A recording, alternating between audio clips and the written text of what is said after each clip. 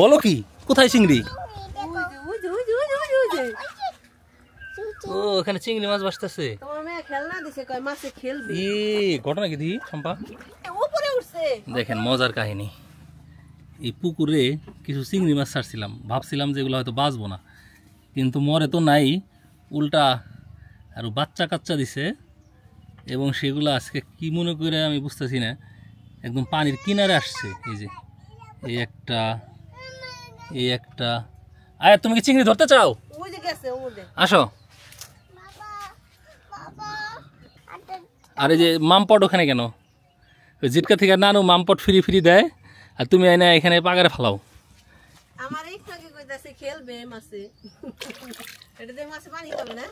চিংড়ি ধরো, সর ধরো ধরো, ওই চিংড়িগুলো ধরো।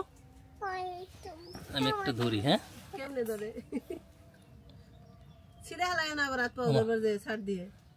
সুন্দর করে ধরতে হইব। এই তোমার সামনে এডি ধরো, এডি ধরো, এডি ধরো। আইটো নিসপেলে কালা বড় এটা। ওই যে উপরে উঠছে, টিভি দিবা। কি রে ও তো রইছি না। আমি আহি এই দাও কালাইছে।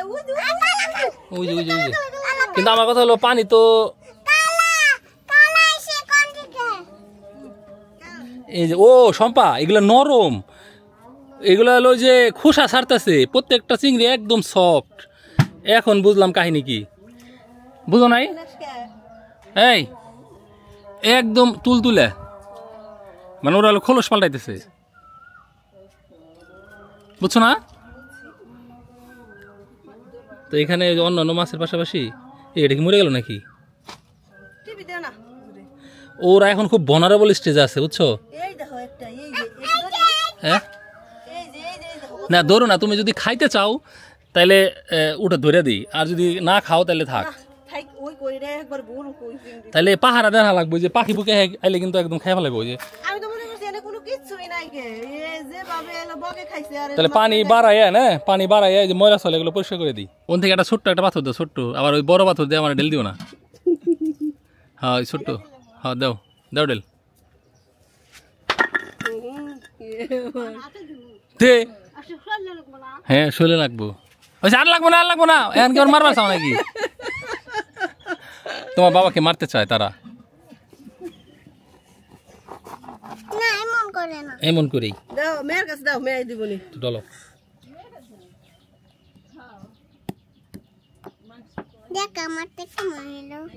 দেওয়ার ওই করো বাটো করার আগে তার দেওয়ারই দাও আমি দিই। এগুলো হলো যে বড় মাছের খাবার। হ্যাঁ ওগুলাই গুড়া গুড়া করে ছোট মাছটা দিতেছি।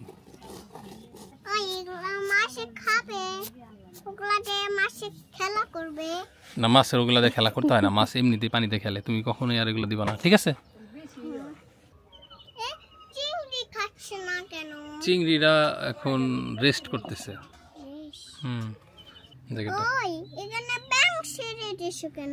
আমি তো ব্যাংক ছেড়ে দিইনি, ব্যাংক একাই আসছে।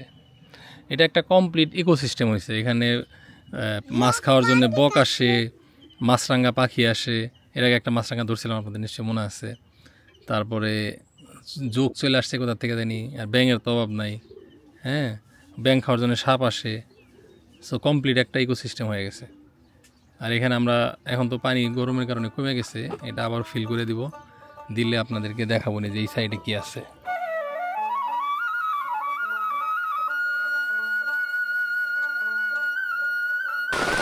বৃষ্টিতে ভিজো না, বৃষ্টিতে ভিজে জ্বর আসবে তোমার। তুমি ছাতা নিচে থাকো বাবার সাথে।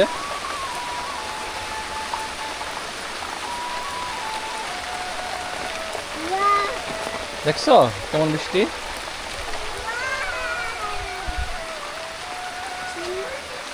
একটু আগেও রোদ ছিল, হঠাৎ করে আবার বৃষ্টি নামলো। পরে যাবা, সিঁড়িতে যাও, সিঁড়িতে যাও।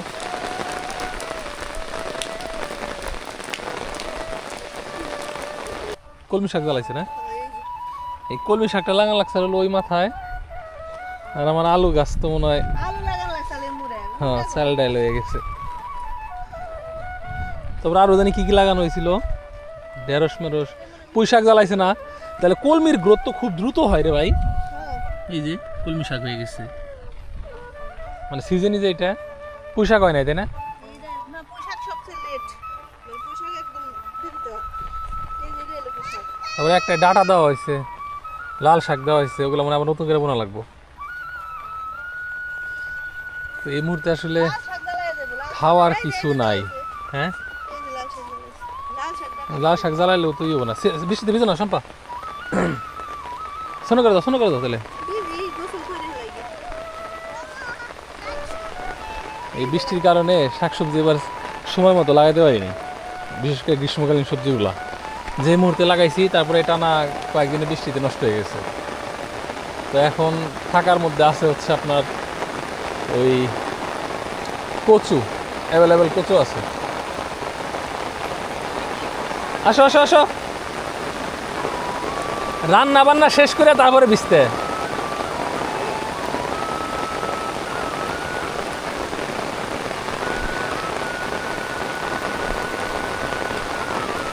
আচার খাও না?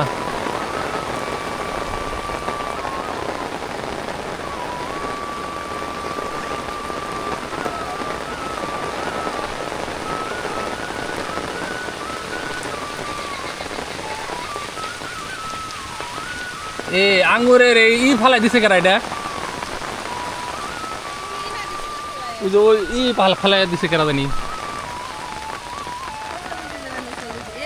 খেয়াল আইছে। হ্যাঁ, পাখিতে খেয়ে ফেলাইছে। একটা আছে খাওয়ার মতো, ধরো। আয়া তাই আঙ্গুর খাবে নাকি? আমার কাছে এই পচাটা তো তুমি ফেলাইছিলে। না, এটা ভালো ছিল। ভালো ডাক কিনে আছে। হ্যাঁ, আজ তোমাকে চোখে পড়ে নাই না? আমি কয়দিন ধরে তো বেরিয়ে না বৃষ্টি এটি থেকে। থাক, পাখিতেই খাক আর কি করা।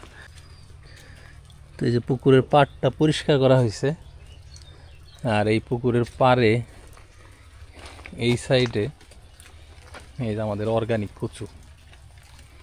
অর্গানিক কচু বলতে ওই যে ওখানে মাছের যে খাবার দিই, সেই খাবারের পানি এসে এইখানে জমে। পানি জমে গেছে বৃষ্টিতে। দেখেন কি পরিমাণ কচু হয়েছে। সম্পা এই যে এটা আজকে রান্ধি, একটা কচু রান্না করলেই। উঠাও টান দাও। আর এর সাথে আছে ফ্রি লতি। এই যে নাকি লতি খাবে? প্রচুর লতি হয়েছে। তারা ওই পানি হ্যাঁ, তাতে কি কচু না আর একদিন খাইও নে, কচু ডাইগা ভর্তা টর্তা, তারপরে 3 পদে তরকারি হয় একটা কচুর থেকে। লতি দিয়ে দিই। হ্যাঁ, অনেক লতি হয়েছে। তাহলে কচু থাকি লতি উঠাও। লতি বাজি মেলা দিন ধরে খাই না। হ্যাঁ, আমি অঞ্জয় হারুম না আসার সময় তুমি। আচ্ছা আমি উঠাই দিই।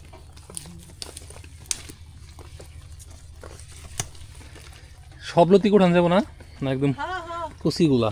না না সবই উঠে দেবো। তোমার যাই দেবো পারেন না। আমার মেয়ে গেল কোনে? ঘরে গেছে। এই যে কত অভাব নাই, প্রত্যেকটা এর গুড়ায় গুড়ায়।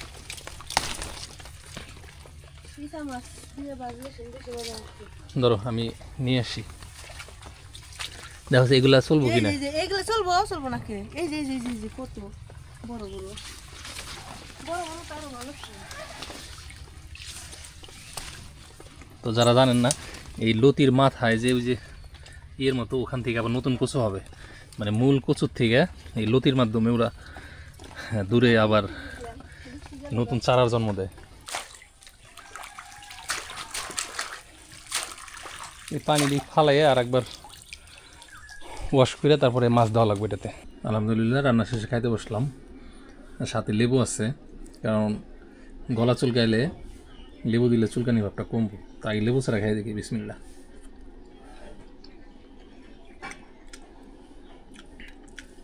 একদম ফ্রেশ তাজা। বাজারে এখন যে কচুর লতি পাওয়া যায় সেগুলো সার দিয়ে নিয়ে আসে, মানে চাষের কচু যেগুলো আর কি। এখন পর্যন্ত গলা চুলকে দেখে না। তো যাই হোক, ধন্যবাদ সবাইকে যারা কষ্টের ভিডিও দেখলেন। আর কচুর লতি কার কার প্রিয় কমেন্টস করে জানাবেন।